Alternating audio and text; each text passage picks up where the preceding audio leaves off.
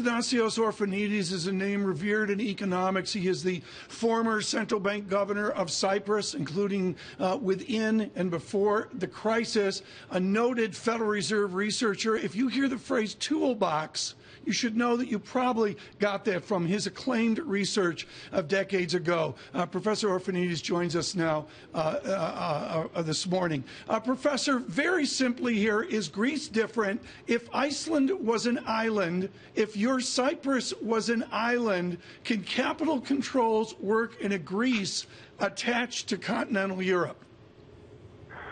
Hi, Tom. First of all, very happy to be with you. Capital controls is a terrible thing to have, even temporarily in a monetary union. It's really proof of the failure of the euro and the failure of the governments to tackle the problem. It can actually work, but how does it work? It restricts pensioners. It restricts people from accessing their accounts, so they may not even have the resources to buy food and fill the cars with gas. So they work by creating terror. This is why it's such a terrible thing to be doing. If we get a drachma, if Greece disattaches itself from the euro, how much will the new drachma depreciate? I would not want to give you an answer to this one because really, right now, I think all of us should focus on trying to salvaging the situation. It's best for everybody, for Greece to stay in the euro area, and my hope is that U.S. authorities would help Europe get out of this mess, as they have helped twice in the 20th century. Anathasios, if they get out of this mess, a la Paul de Guerre at the London School of Economics, that informs a restructuring. What will be the catalyst to get to a restructuring? Well, this is where understanding the original sin becomes so important. Greece is in trouble for two reasons. Number one, it had irresponsible governments that overspent all the way to 2010.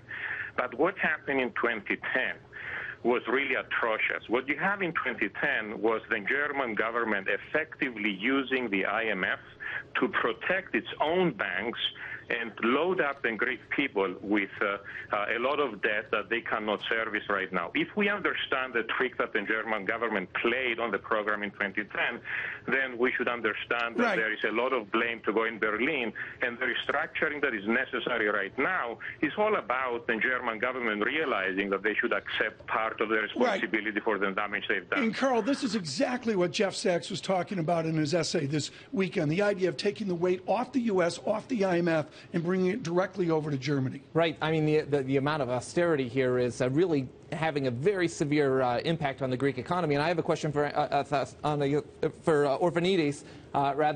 Is there a path through capital controls that does not result in basically depression for the Greece economy?